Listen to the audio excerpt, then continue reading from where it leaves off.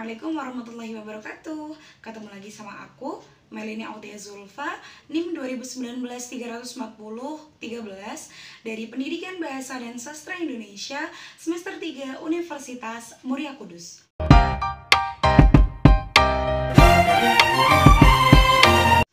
Pada video aku kali ini, aku bakalan memaparkan sedikit tentang landasan kurikulum, mulai dari landasan fisiologis, landasan psikologis, dan landasan sosiologis.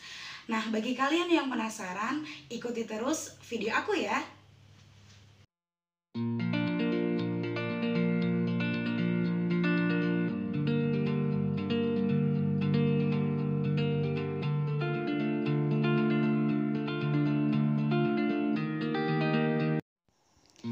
Yang pertama, yakni landasan filosofis.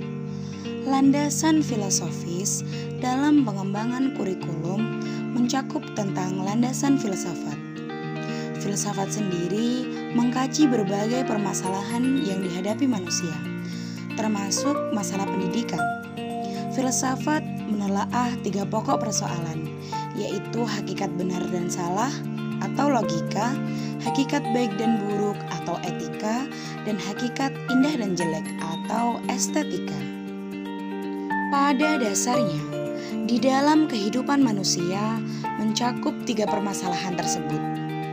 Oleh karena itu, landasan filosofis ini sangat dibutuhkan dalam pendidikan, khususnya dalam pengembangan kurikulum, yang nantinya dapat digunakan untuk menentukan arah dan tujuan pendidikan, isi atau materi pendidikan, metodologi atau proses pendidikan, dan sistem evaluasi untuk mengetahui tingkat pencapaian tujuan pendidikan. Oleh karena itu, filsafat yang dianutlah nantinya yang akan mempengaruhi pendidikan yang direalisasikan. Nah, filsafat pendidikan sendiri pada dasarnya adalah penerapan dari pemikiran-pemikiran filsafat untuk memecahkan permasalahan pendidikan. Dengan demikian, tentu saja bahwa filsafat memiliki manfaat. Di antaranya, yang pertama, filsafat pendidikan dapat menentukan arah akan dibawa kemana anak-anak melalui pendidikan di sekolah.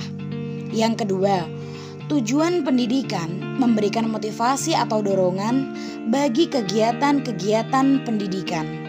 Yang ketiga, tujuan pendidikan memungkinkan si pendidik menilai usahanya hingga manakah tujuan itu tercapai. Landasan yang kedua, yakni landasan psikologis. Psikologi sendiri adalah ilmu yang mempelajari tingkah laku manusia dalam hubungannya dengan lingkungan.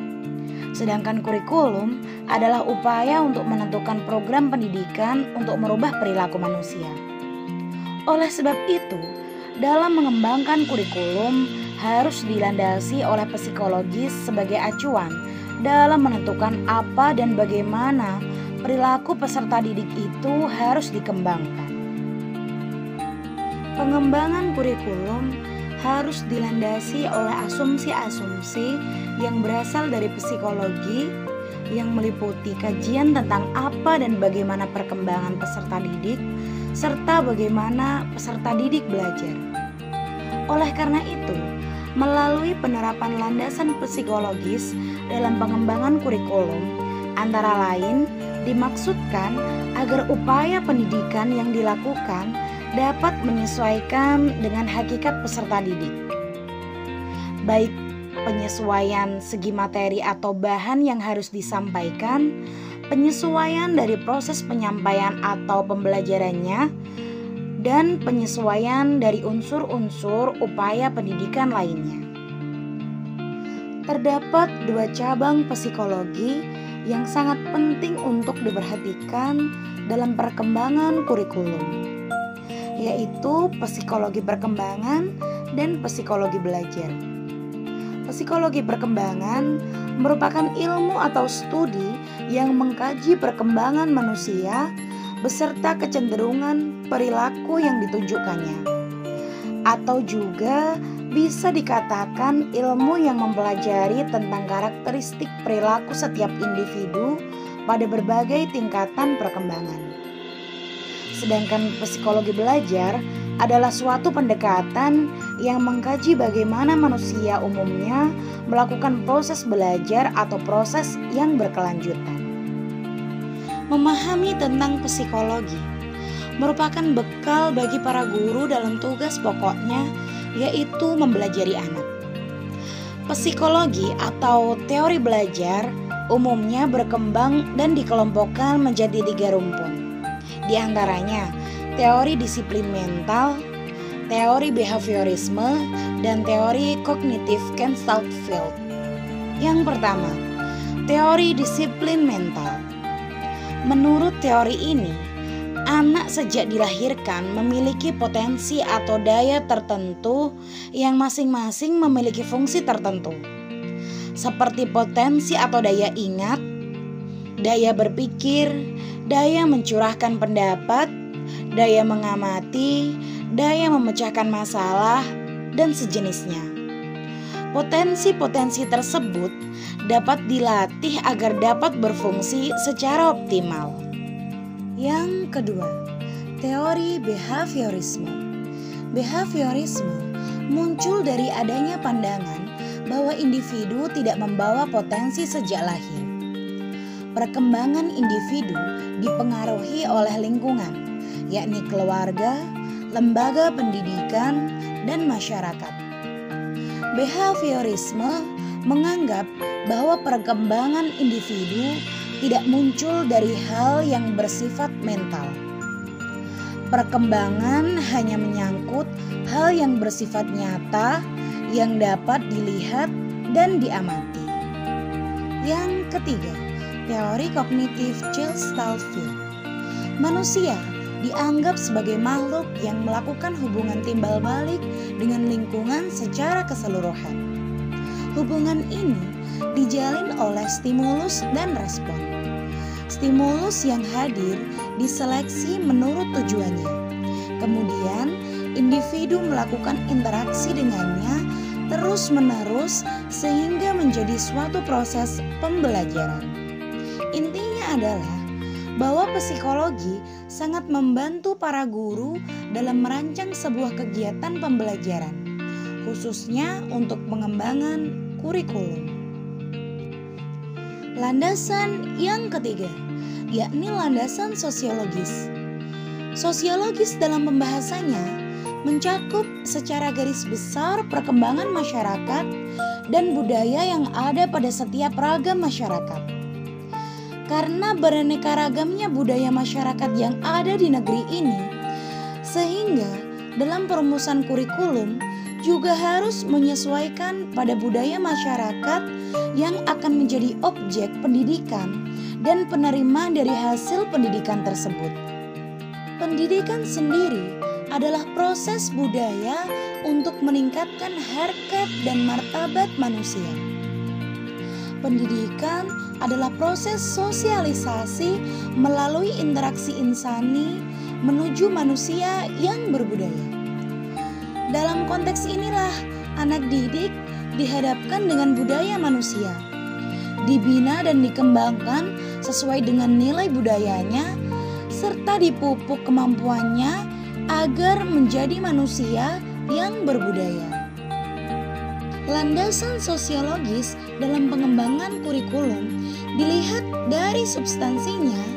Sebagai landasan pengembangan, kurikulum dapat dikaji dari 2 sisi, yaitu dari sisi kebudayaan dan kurikulum, serta dari unsur masyarakat dan kurikulum. Kebudayaan dan kurikulum.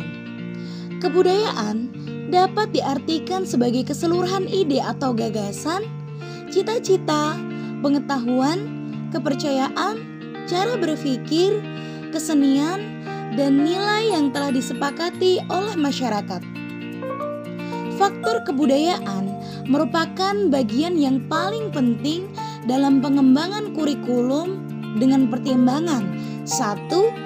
Individu lahir tidak berbudaya, baik hal kebiasaan, cita-cita, sikap, pengetahuan, keterampilan, dan sebagainya. Semua itu dapat diperoleh individu melalui interaksi dengan lingkungan budaya, keluarga, masyarakat sekitar, dan sekolah. Oleh karena itu, sekolah mempunyai tugas khusus untuk memberikan pengalaman kepada para peserta didik dengan salah satu alat yang disebut kurikulum. Yang kedua, kurikulum dalam setiap masyarakat pada dasarnya merupakan refleksi dari cara orang-orang berpikir, berasa, bercita-cita, atau kebiasaan-kebiasaan.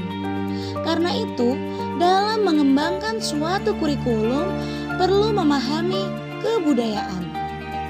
Yang ketiga, seluruh nilai yang telah disepakati dapat pula disebut kebudayaan. Oleh karena itu, kebudayaan dapat dikatakan sebagai suatu konsep yang memiliki kompleksitas tinggi. Yang kedua, masyarakat dan kurikulum.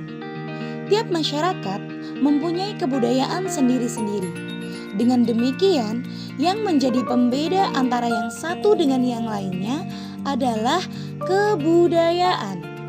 Menurut Daud Yusuf, terdapat 3 sumber nilai yang ada dalam masyarakat untuk dikembangkan melalui proses pendidikan, yaitu logika, estetika, dan etika. Ilmu pengetahuan dan kebudayaan adalah nilai-nilai yang bersumber pada logika atau pikiran. Sebagai akibatnya, dari kemajuan iptek yang pada hakikatnya adalah kebudayaan manusia, maka kehidupan manusia semakin luas, semakin meningkat, sehingga tuntutan hidup pun semakin tinggi. Pendidikan harus mengantisipasi tuntutan hidup ini sehingga dapat mempersiapkan anak didik untuk hidup wajar sesuai dengan kondisi sosial budaya masyarakat. Yang terakhir, landasan ilmu pengetahuan dan teknologi dalam pengembangan kurikulum. Pendidikan adalah usaha sadar untuk menyiapkan peserta didik melalui kegiatan bimbingan, pengajaran, dan atau latihan bagi perannya di masa yang akan datang. Sedangkan teknologi adalah aplikasi dari ilmu pengetahuan ilmiah dan ilmu-ilmu lainnya untuk memecahkan masalah-masalah praktis. Ilmu dan teknologi tidak bisa dipisahkan. Pengaruh dan perkembangan ilmu iptek cukup luas, meliputi segala bidang kehidupan, yakni politik, ekonomi, sosial, budaya, dan masih banyak lagi. Khususnya pula dalam bidang pendidikan.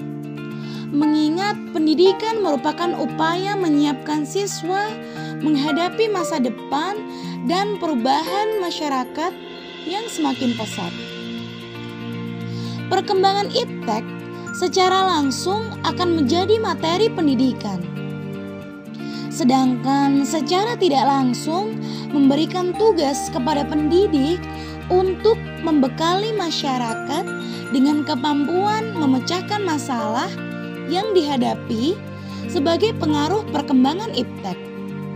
Selain itu pula, perkembangan iptek juga dimanfaatkan untuk memecahkan masalah pendidikan. Nah, agar kurikulum dapat bertahan kuat, maka dari itu pengembangannya harus didasarkan pada ilmu pengetahuan dan teknologi yang kuat pula. Dengan demikian, kurikulum akan mampu menyesuaikan dengan situasi dan kondisi yang berkembang, baik dilihat dari segi perkembangan sosial budaya maupun perkembangan ilmu pengetahuan dan teknologi.